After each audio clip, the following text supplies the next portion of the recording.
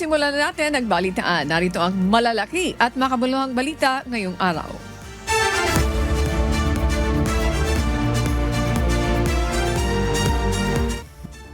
Sina Executive Secretary Lucas Bersamin, Agrarian Reform Secretary Conrado Estrella at Education Secretary Sonny Angara ay tinalagang caretaker ng bansa habang nasa Japan si Pangulong Ferdinand Marcos Jr.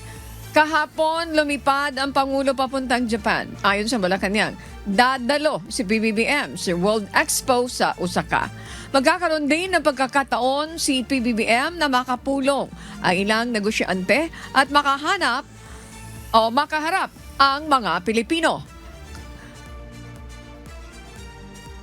Ang pagpunta po ng Pangulo doon ay para po pasinayaan, puntahan at ipagmalaki ang pavilion ng Pilipinas sa nasabing World Expo sa Osaka 2025. Dahil ito po ay nagtatampok po ito ng mga, of course, yung mga mayayaman nating kultura at ang magaganda nating landscapes. At ito po ay isa sa parte para po mas lalong mapalawig natin ang turismo sa bansa.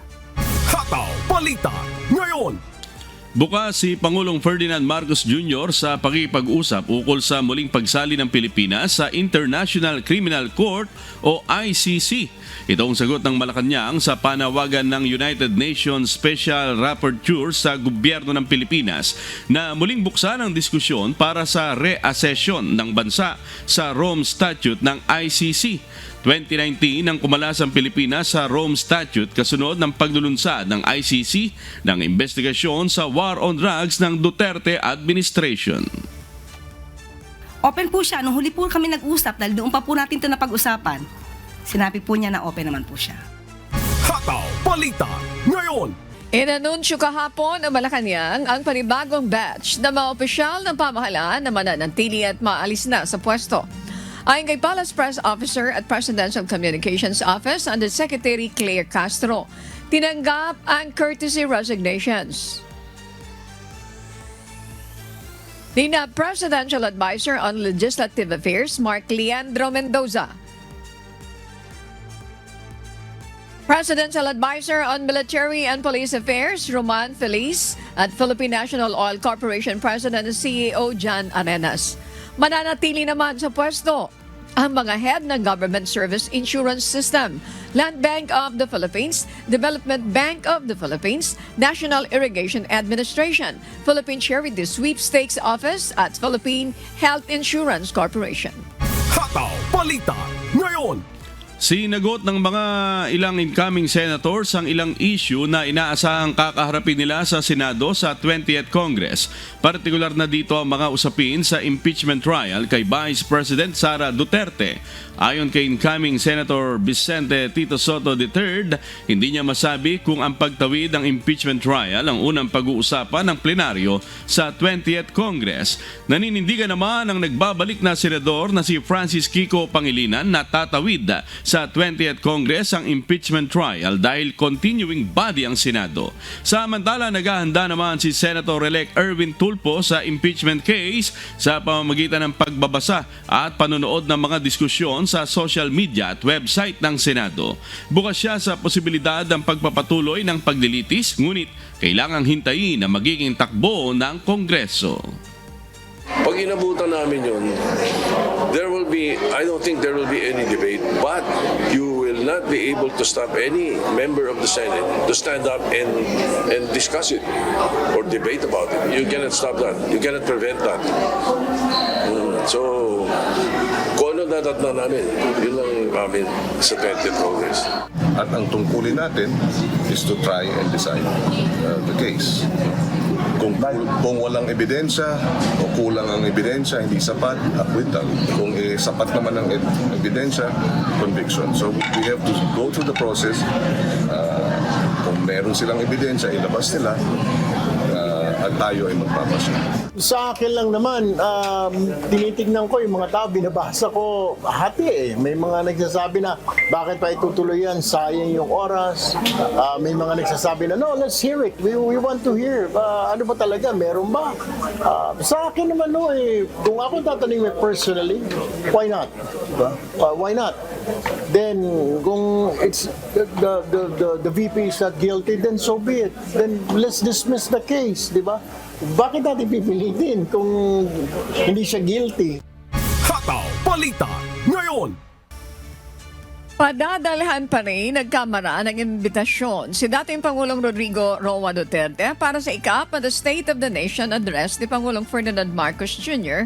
sa July 28. Ito'y sa kabila ng nasa The Hague na pa rin ang dating Pangulo dahil sa kasong crime against humanity.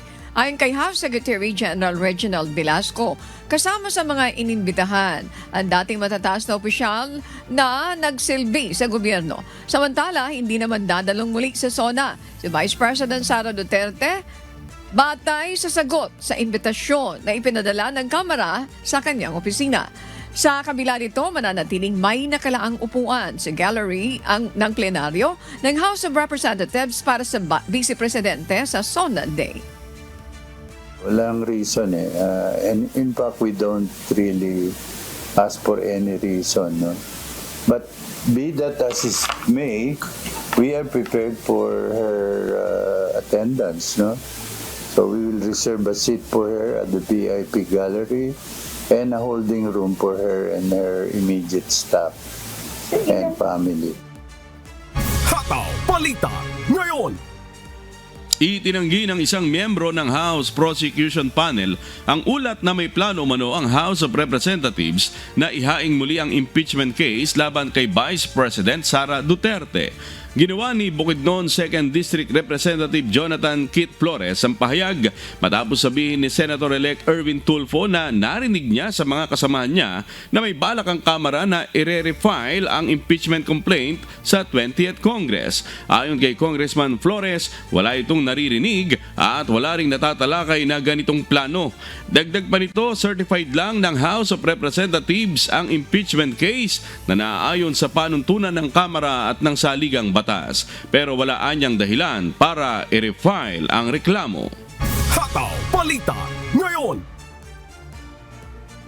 Pinasasagot ng Office of the Ombudsman kay Vice President Sara Duterte at siyam pa opisyal ng Department of Education at Office of the Vice President ang reklamo isinampa ng House of Representatives ukol sa umano'y maling paggamit ng confidential funds. Sa kautusang inilabas nitong Webes, June 19, binigyan ang mga nasasakdal ng hanggang 10 araw mula sa pagtanggap ng kautusan upang magsumite ng kanilang tugon, kasama ang mga salaysay ng mga saksi at iba pang ebidensya. Nagbabala ang Ombudsman na kung mabigo ang mga ito na maibigay ang kanilang sagot sa itinakdang panahon, ituturing itong pagtalikod sa karapatang magharap ng depensa at magpapatuloy ang investigasyon. Kabilang sa mga reklamo isinampa ay plunder, technical malversation, falsification, perjury, bribery at paglabag sa konstitusyon, kaugnay ng paggamit ng halos 500 million peso confidential fund ng OBP at 112.5 million pesos na DepEd mula naman 2022 hanggang 2024. Binigyan din ng Ombudsman na hindi ito tatanggap ng anumang motion to dismiss o motion to bill of particulars. Hataw Balita ngayon.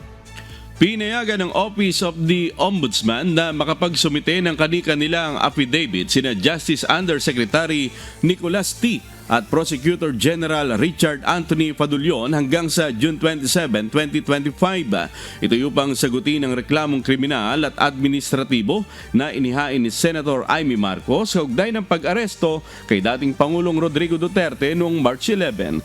Inakusahan sila ni Marcos ng arbitrary detention, usurpation of authority, graft perjury at grave misconduct kaugnay ng paghuli sa dating Pangulo matapos sisilbi ang arrest order ng International Criminal Court o ICC. Hataw Balita ngayon.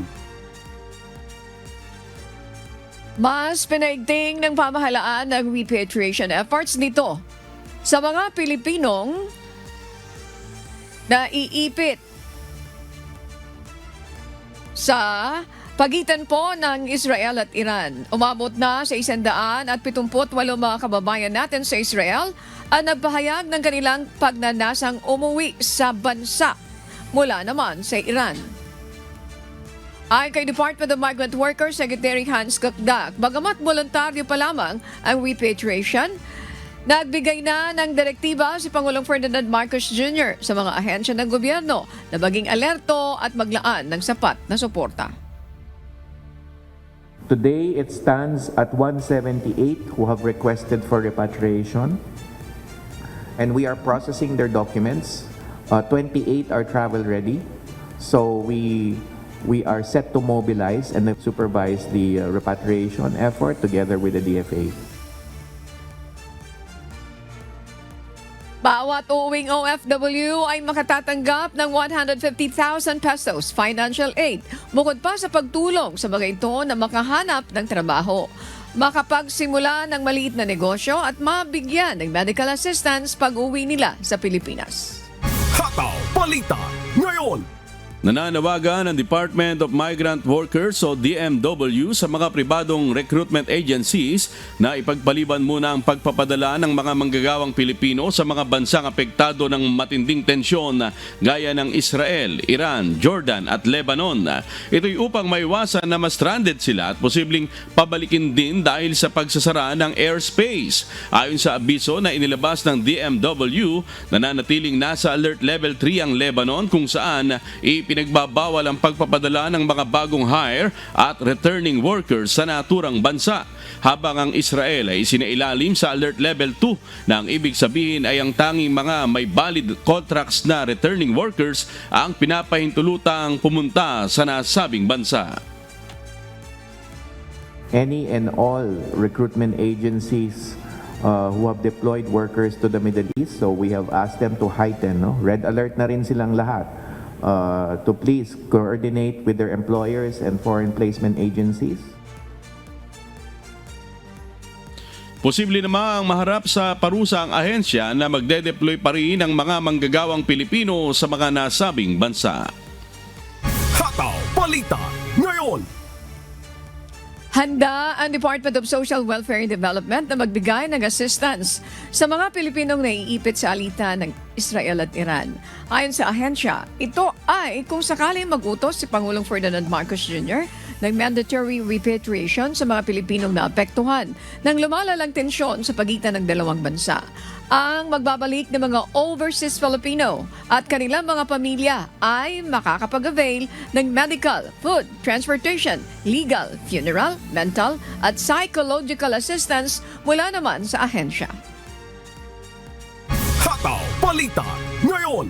Samantala, hindi na inaalintana ng mga mangingisdang Pilipino sa Palawan ang mga matataas na alon at ang walang katiyakang kaligtasan dulot ng presensya ng Chinese Coast Guard sa West Philippine Sea. Ayon sa mga mangingisda, nasanay na silang nakikita ang mga Chinese Coast Guard sa loob ng exclusive economic zone ng bansa. Sila na lamang anilang umiiwas kung saan nandoon ang mga CCG o di kaya sa gabi na lamang sila magtatrabaho upang makaligtas. Hataw Balita ngayon. Tiniyak ng PhilHealth na hindi na mahihirapan ng mga ospital sa pagkuha ng kanilang claims. Ayon kay PhilHealth President at CEO Edwin Mercado, target nila ang pabilisin ang proseso sa hospital claims. Samantala, itinaas na sa 2.1 million pesos ang kidney transplant package benefits ng Philippine Health Insurance Corporation of PhilHealth. Ito ang inanunsyo ni Pangulong Ferdinand Marcos Jr. nang bumisita kahapon sa mga pasyente ng National Kidney and Transplant Institute o NKTI sa Quezon City.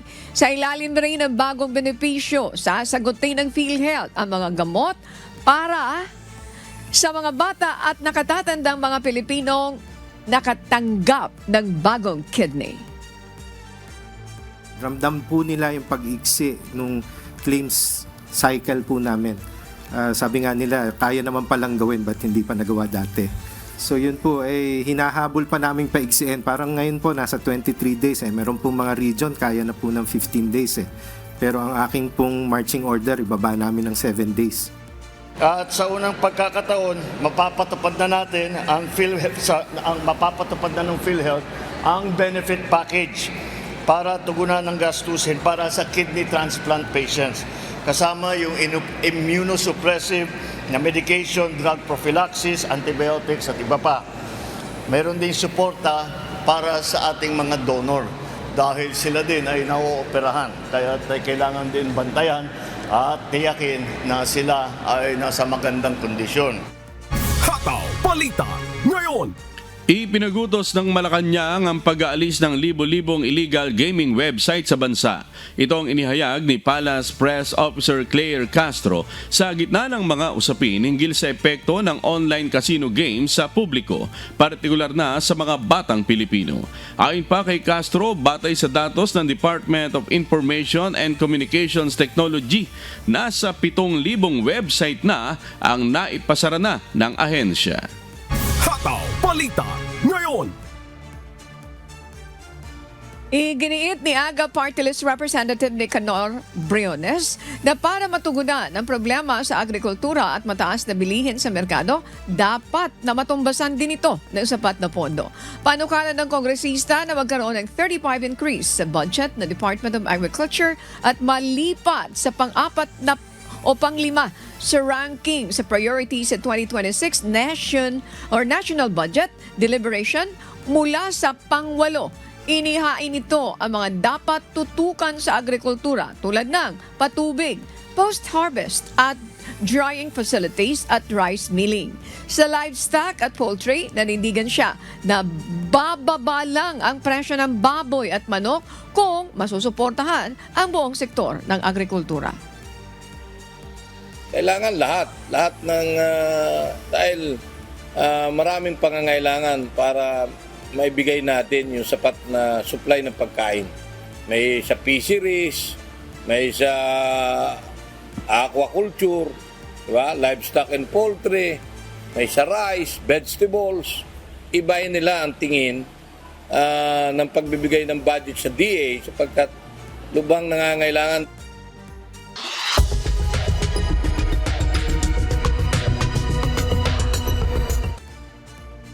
Good morning sa inyo dyan mga kababayan at sa ating mga manonood. Naantala man ng digmaan ng Israel laban sa Iran ang mga tensyon sa kanlurang mga kaalyado, hindi ito tuluyang nawala. Ayon sa dating ambassador ng Canada na si John Allen, makatwirang maapektuhan ang relasyon ng kanilang bansa sa Israel dahil sa lumalalang sitwasyon sa Gaza. Ito ang umahataw na balita ni Noel Poliarco. Noong Hunyo 12, lalong lumayo ang paninindigan ng Canada mula sa Israel nang suportahan nito ang isang UN resolution na kumukondena sa giyera sa Gaza, isang hakbang na kabaligtaran sa dating pag-iwas ng bansa sa ganitong mga boto. Dating nag-aalala ang pamahalaang Trudeau sa mga resolusyong maaaring umayon sa kilusang BDS. Ngunit sa ilalim ng Carney government, sinusuportahan na ng Canada ang targeted sanctions laban sa mga settlers na nasasangkot sa karahasan. Sanctions na ipinatupad na rin ito kamakailan. Lalong tumindi ang tensyon nang ipataw ng Canada ang sanctions laban sa dalawang Israeli cabinet ministers. Samantala nananatiling suportado ng Estados Unidos ang Israel sa ilalim ni Trump. Inimbitahan pa ng US Ambassador ang mga sanctioned minister sa embahada. Binatikos ni dating Canadian Ambassador na si John Allen ang naging tugon ni Prime Minister Netanyahu bilang kasuklam-suklam, lalo na ang pag-uugnayan ng Israel sa mga pahayag ng Canada at France at pagpatay sa dalawang diplomat. Tinawag namang nakakagulat ni US Ambassador Mike Huckabee ang hakbang ng Canada, ngunit iginiit ng mga Western government na batayan ng sanctions ang panunulsol na pahayag ng mga nasabing opisyal kaugnay ng karahasan sa Gaza at sapilitang pagpapaalis ng mga Palestinian. Tinutulan ng Washington ang hakbang at binalaan ng mga kaalyado na iwasan ang isang summit sa France at Saudi tungkol sa two-state solution. Pero giit ng Canada, sariling desisyon nito ang panlabas na pulisiya at dadalo ito sa summit sakaling matuloy. Ayon pa kay Allen, posibleng makaharap ng Canada ang pressure mula sa US kung kikilalanin nito ang estado ng Palestina, ngunit malaki ang suporta para rito sa loob ng bansa, pati mula sa ilang miyembro ng Liberal Party. Tinikap umano ng Canada na balansihin ang ugnayan nito sa Israel, US at mga lokal na komunidad at sa harap ng pagkilala ng Spain, Ireland at Norway sa Palestine. Posibleng sumunod ang Canada kasabay ng UK at France. Giit ni Allen, ang pagkilala sa Palestina ay maaaring maging hakbang para hamunin ang kontrol ng Israel sa prosesong pangkapayapaan na sa ngayon ay tila hindi na umiiral. Noel Poliarco, humahataw sa balita ngayon. Posible magkaroon ng kasunduan sa pagitan ng Canada at Estados Unidos ayon kay Bank of Canada Governor Tiff Macklem. Nagdadala ito ng pag-asa na mawawala na ang mga taripa ngunit maaaring tumaas ang inflation kung mananatili ito. Ito naman ang umahataw na balita ni Jenny Rico. Binigyang diin ni Governor Tiff Macklem na ang pagpapanumbalik ng malayang kalakalan ay mahalaga para sa paglikha ng mga trabaho, paglago ng ekonomiya at pagkontrol ng inflation sa Canada. Tinanggap niya ang posibleng kasunduan bilang isang positibong hakbang. Ang patuloy na hidwaan sa taripa sa pagitan ng US at Canada ay nakakaapekto sa mga export, paghahanap buhay at pamumuhunan sa Canada. Binalaan rin ni Macklem na kung mananatili ang mga taripa, magdudulot ito ng mas mataas na presyo para sa mga mamimili at maaari magpalala ng inflation.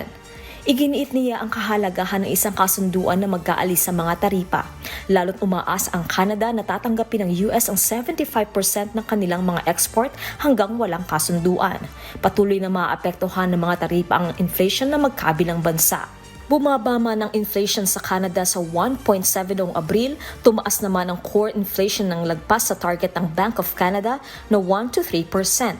Nagbabala ang bangko na maaaring manatiling mataas ang presyo ng mga bilihin dahil sa mga taripa. Ayon kay Macklem, 75% ng gastos mula sa taripa ay maipapasa sa mga mamimili sa loob ng 18 buwan. Dagdag pa niya, ang matagalang pagpapatuloy ng mga taripa at ang kawalan ng katiyakan sa negosasyon ay maaaring magresulta sa pagbawas ng mga trabaho at mas maingat na paggasta. Jen Rico, humahataw sa balita ngayon. Makakapanayam natin ngayong umaga sa Dr. Aldwin Jason Villegas, Medical Officer 3 mula naman sa Family and Community Medicine Department ng Ospital ng Makati upang talakayin ang mahalagang kaalaman tungkol po sa waterborne diseases, kung ano ang mga ito, paano ito maiiwasan at bakit mahalaga ang malinis na tubig sa kalusugan ng ating komunidad. Magandang umaga po sa inyo, Dr. Aldwin Villegas. Magandang umaga po, Ma'am Annie, at sa inyo po mga tagapakinig ngayong araw. Thank you for joining us this morning, Doc Aldwin. Ang unang katanungan natin para ma-educate natin ang ating mga kababayan, alam na natin po ang panahon, tag-ulan na po talaga. Ano yung mga karaniwang waterborne diseases po na maaaring makuha mula doon sa mga kontaminadong tubig dahil dito sa patuloy na pag-ulan na nararanasan na po ng ating bansa? Tama po yan, no? Ang pagbabago po ng panahon ngayon bilang tag-ulan na ay pwede ho magsanhi ng mga sakit kagaya po ng cholera, dysentery at leptospirosis. Ibilang din po natin dito, no? Katulad ho ng mga pwedeng pamugaran ng tubig kagaya po ng sakit na dengue. So yan na po ang mga pangunahin na pwedeng maging sakit ngayon. Oo nga po, nararanasan na natin. Parang dumami yung mga dumami yung mga lamok na nakikita natin sa ating mga paligid. Ngayon, i-reiterate natin ang gusto, yung pang-iwas dito po sa mga waterborne diseases na ito, Doc Aldwin. Napakahalaga po na tandaan po ng ating mga manonood, no? Ating po mga mamamayan, na yung malinis po na tubig, no, ay dapat ho panatilihin ho natin na nakatakip, no? At kadalasan ho, mga pinamumugaran nito ay yung mga paso, mga alulod ng bubong, no, mga gulong, no. So kailangan po na linisin po natin ito, hindi lang lilinisin, kailangan tatakpan. Kung maaari talaga, walang tubig na maaari man ho na manatili sa mga bagay po na ito. Okay. Kasi karaniwan, hindi naman practice, pasensya na po hindi practice ng mga Pinoy na naglilinis ng mga lulod on a yearly basis. Ililinisin lamang po yan kapag kakaranas na sila ng mga pagtulo, pagkasira. Pero ito po ay napaka-importante ito. So, iyan po ang kailangan. Kahit na malinis na tubig, yan ang kailangan pa rin na nakatakip po yan. Ngayon, ano yung mga hakbang? Ano po? Ay paano po Yes, Doc, may sinasabi po kayo. Go ahead, Doc Aldwin. Opo, tama po yan. No? Hindi lamang po kung may problema na sa bahay, kung kailan natin ito tatakpan, kundi all the time, no? Panatilihin po natin na malinis at nakatakip po itong mga imbakan po na ito. Okay, meron tayo pag nalusong ka doon sa tubig baha, meron kang leptospirosis. Pag nakagat ka naman ng dengue, magkakaroon ka ng problema. Now, Doc, pagpanagay na natin yung mga naapektuhan o makakagat ng lamok na dala-dala po ang sakit na dengue. Doc, pwede ba natin pag-usapan quickly lamang po? Ano yung mga pamamaraan para at least makaiwas sila sa tuluyang pagkakaroon ng anong tawag dito? Once na ikaw ay infected na ng sakit na dengue, di ba po masyadong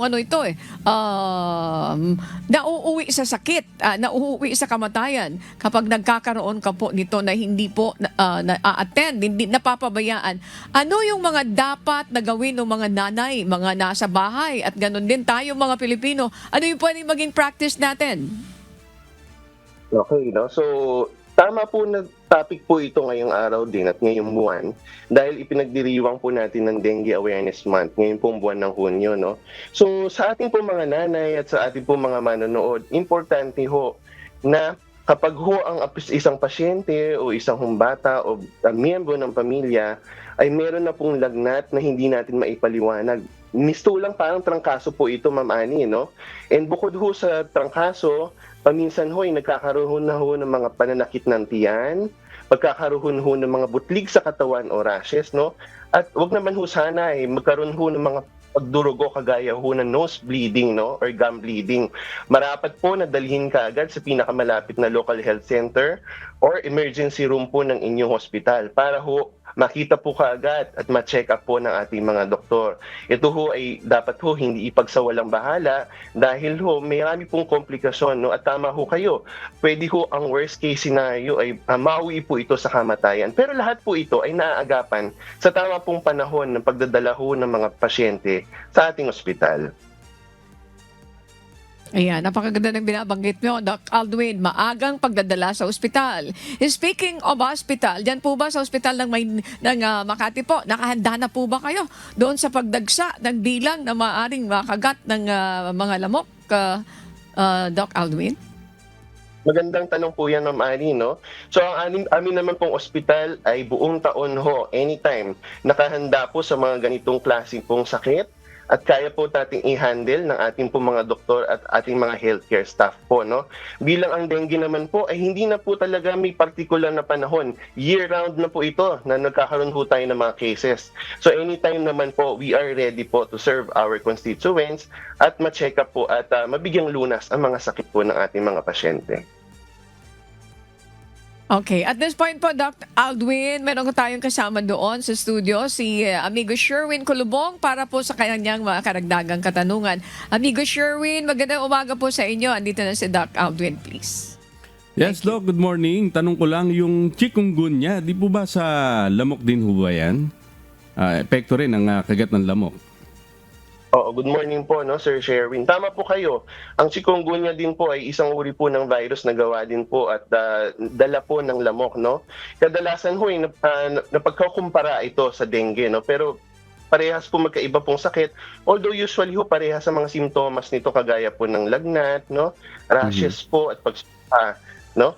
Kaya importante ho na ma-check up po ng doktor, magkaroon ho ng tamang pagsusuri para malaman po kung anong klaseng virus ang dumapo sa isang pasyente. Ayun. Yung pong leptospirosis po ba, ano po ba yung sintomas po nito para agad na makapagpasuri ito pong ating mga pasyente, Doc? Oo, itong leptospirosis tunay po itong waterborne disease, no? Usually nakukuha ho ito sa ihi po o dumi ng daga, no? Kadalasan po, kailan ba ito mas madalas nangyayari or nagkakaroon ng mga ganitong pasyente? Tuwing tag-ulan at tuwing nagbabaha, no? Kagaya ho ng dengue at iba pa pong mga viral infection, no? Ang leptospirosis ho, nagdadala din ho ng lagnat, no? Pero ang particular ho dito sa sakit na ito, yung ibang pasyente po, no, kadalasan nagkakaroon sila ng mga dagdag simptomas kagaya ng pananakit ng tiyan, pananakit ho ng binti, at paninilaw po dahil naaapektuhan po ang atay ng mga pasyenteng ito. Alright, maraming salamat po, Doc. Back to you, Annie.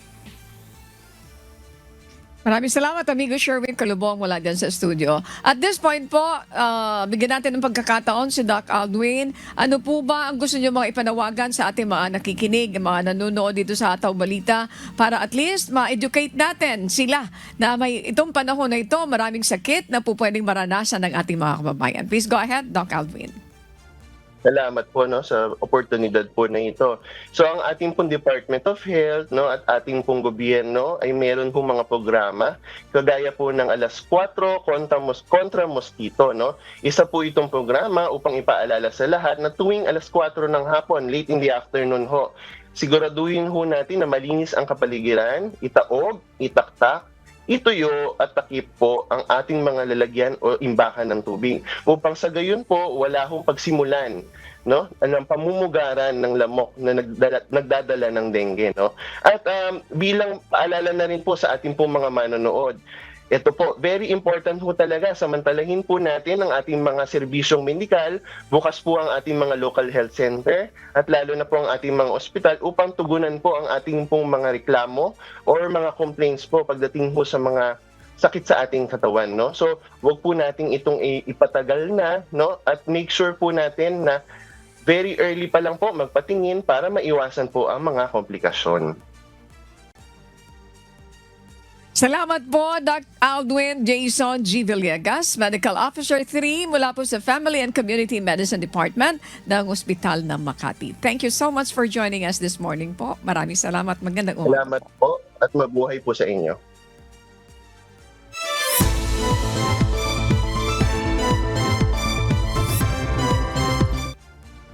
Panibagong kaso ng African Swine Fever o ASF ang ngayon binabantayan ng Department of Agriculture Caraga sa bayan ng Socorro, Surigao del Norte matapos itong magpositibo sa naturang sakit. Batay po sa pinakabagong laboratory results ng ahensya, 5 sa 17 blood sample ang nagpositibo sa African Swine Fever. Ang mga bagong kaso ng ASF ay natuklasan sa mga barangay ng Rizal, Navarro, Sungkoy at Del Pilar. Sa ngayon ay nakikipag-ugnayan na sa mga lokal na pamahalaan ng ASF Task Force para sa malawakang pagdidisinfect sa mga lugar at pagpapatupad ng mga checkpoints sa mga pumapasok at lumalabas na meat products sa Socorro. Hataw Balita ngayon. Tatlong rebeldeng komunista at isang sundalo ang naiulat na namatay sa naging sagupaan sa bayan ng Kalamansig sa Sultan Kudarat kahapon ng madaling araw. Ayon sa 37th Infantry Battalion ng Philippine Army, nagsasagawa sila ng military operations sa bulubunduking bahagi ng barangay Dato, Ito Andong ng Kalamansig pasado alas 12 ng hating gabi nang makasagupa nila ang grupo ng New People's Army na umano'y pinamumunuan ni Eusebio Cranso alias Agaw at Bricks. Tumagal ang matinding palitan ng putok ng mahigit 2 oras. Na-recover naman sa grupo ang 3 M16 rifle, mga bala at personal na gamit ng mga napaslang na rebelde. Hataw Balita ngayon. Pumalo ngayon taon sa higit 17% ang itinaas ng supply ng asin sa Pangasinan kumpara nung nakaraang taon. Isang malaking indikasyon naman na mas mapapaigting pa ng lalawigan ang industriya ng asin sa bansa, alinsunod na rin sa nais ng Pangulong Ferdinand Marcos Jr. sa ilalim ng Philippine Salt Industry Development Act. Si Mel Aquino humahataw. Tumaas ng higit sa 17% ang supply ng asin sa salt center sa Barangay Saragosa, Bulinaw, Pangasinan. Base sa report, nakapagtala ng 7,500 metric tons ang naipoproduce simula December 2024 hanggang May 2025. Kumpara ito sa nakalipas na taon sa parehong panahon na nakapagtala lamang ng 6,400 metric tons. Sa kabila ng mas maikling panahon ngayong taon na nasa 140 araw, kumpara sa nakalipas na taon sa parehong panahon na umabot sa 160 araw. Mas mainit ang panahon ngayong taong ito, bagay na itinuturong dahilan kaya't umangat ng 17.18% ang produksyon ng asin ayon kay Pangasinan Assistant Provincial Agriculturist Nestor Batalla. Ayon kay Governor Ramon Gico, 93% ng kailangang supply ng asin sa bansa ay umaasa sa importer mula sa China at Australia. Nais niya na sa halip na umasa sa importasyon ay paigtingin na lamang ang pagpuproduce ng asin sa lalawigan para sa ating pangangailangan sa supply ng Pilipinas. Ito ay alinsunod sa nais ng Pangulo na patatagin ang industriya ng asin sa bansa sa ilalim ng Philippine Salt Industry Development Act. Malaki numahataw sa balita ngayon.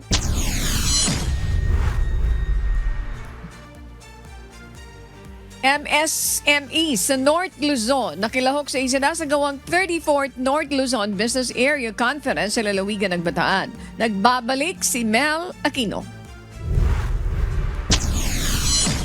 Nilaukan ng 50 micro, small and medium enterprises o MSMEs mula sa Bataan, Nueva Ecija, Bulacan at Pampanga ang isinasagawang 34th North Luzon Area Business Conference sa lalawigan ng Bataan. Nanguna sa pagtitipon ng Philippine Chambers of Commerce and Industry o PCCI, Department of Trade and Industry o DTI, na pinamagatang Northern Philippines Agile, Innovative, Soaring. This is more than just a side event. It is a powerful market platform to showcase the creativity, the resilience, and innovation of our micro, small, and medium enterprises. For many of our local producers and entrepreneurs, this opportunity not only market their products, but also gain exposure, network with potential partners, and engage with new ideas and best practices.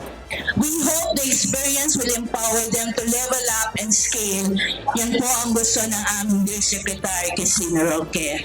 And to be engaged in international markets. Kaya mga SMEs, level up po natin yung ating mga produkto. Ang 2 araw na event ay kapapalooban ng iba't ibang aktibidad tulad ng Chambers Development Workshop, Financing Forum at exhibit ng iba't ibang mga produkto mula sa North and Central Luzon. Layon nito na may pakilala ang mga produktong ipinagmamalaki ng bawat probinsya sa buong rehiyon at magkaroon ng mas malawak na network ang ating mga mamumuhunan sa pamamagitan ng pag-ikot ng NLABSI sa iba't ibang panig ng bansa. Makikita at mabibili sa nasabing exhibit ang mga produktong ipinagmamalaki ng mga probinsya sa buong rehiyon gaya ng mga bags, delicacies, arts and craft tulad ng paintings at home decors. Maging ang mga likha ng ating Persons Deprived of Liberty o PDL mula sa Bureau of Jail Management and Penology o BJMP. Napaka-importante po yung buy local, go local, no? Kasi po ang mga MSME are the backbone of our business community. Kung po tatangkilikin nyo ang mga gawang local na ganito, you're not only helping a family, but you're also helping a community. Ang conference at trade fair ay magtatagal hanggang ngayong araw, June 20. Open ang nasabing trade fair simula alas 8 ng umaga hanggang alas 5 ng hapon sa Bataan Tourism Pavilion, Bataan Tourism Compound, Balangas City, Bataan. Malaki numahataw sa balita ngayon. Matapos ang sunod-sunod na pag-ulan mula Martes, ilang lugar ang apektado ng malawakang pagbaha sa Mindanao. Isa na ang naitalang nasawi sa Bansalan, Davao del Sur, samantala ilang barangay naman sa Maguindanao ang baha pa rin bunsod ng pag-ulan. Nagpatupad na rin ang one-way traffic scheme sa Davao Occidental dahil kalahati ng semento na lang ng kalsada ang naiwan matapos gumuho ang lupa sa ilalim nito. Si Marisol Montaño humahataw. Isa na ang naitalang nasawi mula noong Martes, partikular sa Bansalan, Davao del Sur, matapos tangayin ng baha ang motorcycle rider na si James Barro habang tinatawid nito ang overflow bridge sa lugar. Bunsod ng malakas na ulan, ilang barangay din sa Dato o Dinsensuat, Maguindanao del Norte ang apektado ng pagbaha, kabilang na ang barangay Ambolodto, Corintem, Sifaran, Kakar, Tapyan at Sapalan. Nagsagawa na ang MDRRMO, Dato Odin Sensuat, ng Rapid Damage Assessment at patuloy ang ipinapamahaging tulong sa mga apektadong residente. Samantala, gumuho naman ang ilalim na bahaging lupa ng National Highway sa sitio Pamongot, Barangay Taluguton, Don Marcelino sa Davao Occidental kahapon. Dahil dito, agad na nagpatupad ng one-way traffic scheme ang lokal na pamahalaan para sa pansamantalang solusyon upang maiwasan ang disgrasya at makadaan pa rin ang mga motorista. Dagdag pa ng Municipal Disaster Risk Reduction and Management Office ng Don Marcelino, kahit pa man aniya kompleto pa ang semento sa bahagi ng kalsada, apektado na ang barrier ng kalsada dahil sa gumuhong porsyon nito. Pinapaingat naman ng lokal na pamahalaan ang mga motorista lalo pat bumabiyahe sa gabi. Patuloy ang koordinasyon ng LGU sa Department of Works and Highway o DPWH para sa technical assessment at pagsasaayos agad ng kalsada. Marisol Montaño, humahataw sa balita ngayon. Hinulungan ng UNTV News and Rescue Team ang isang motorcycle rider matapos itong bumangga sa nakaparadang truck sa Valenzuela City. Ayon sa biktima, dahil sa ulan kaya hindi niya agad nakita ang arrow lights. Ito ang umahataw na balita ni Gilbert Gonzalez Jr.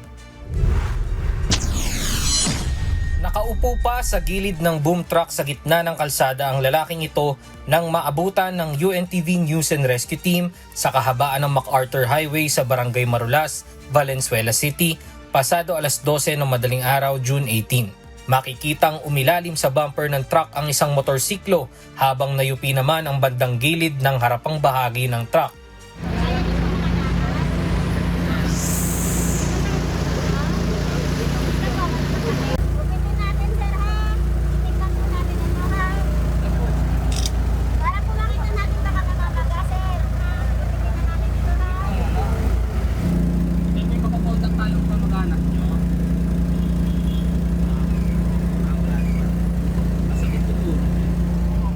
Ayon sa nakasaksi, tumama ang motorsiklo sa road light kaya nito nakaladkad ang rider dahilan para tumama ang ulo nito sa hagdanan ng truck at bumagsak sa gilid.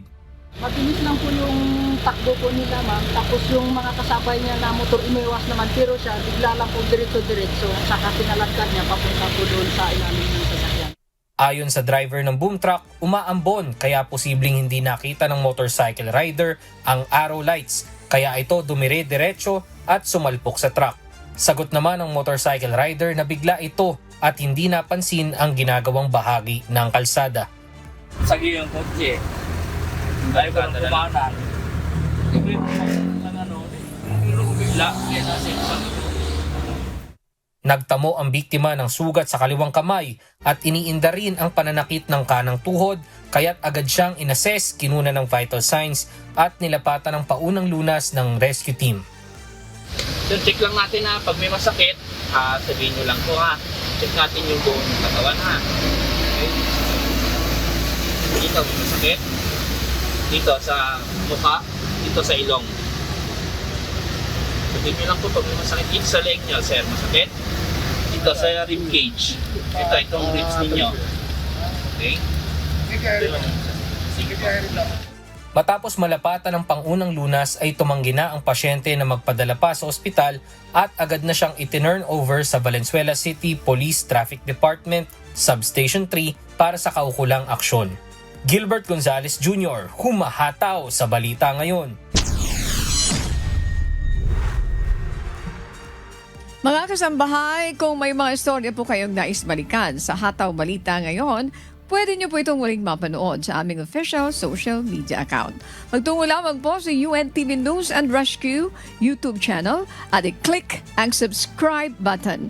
Gayon din sa aming Facebook at TikTok accounts. Mapapanood niyo rin dito ang iba pang news programs ng UNTV, pati na ang ibang video na nag-iisang public service channel. Kaya tara na! Subscribe, like, and share.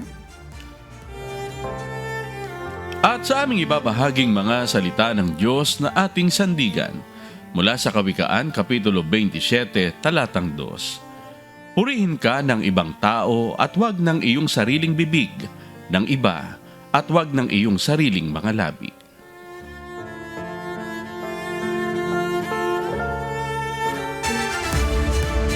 Happy birthday, Sis Jelly Samson. At yan po ang mga humahataw na balita ngayong umaga ng Biyernes, ika-20 sa buwan ng Hunyo 2025. Ako po inyong amigo, Sherwin Kulubong. Happy 8th birthday, Lucas, yan naman sa Texas.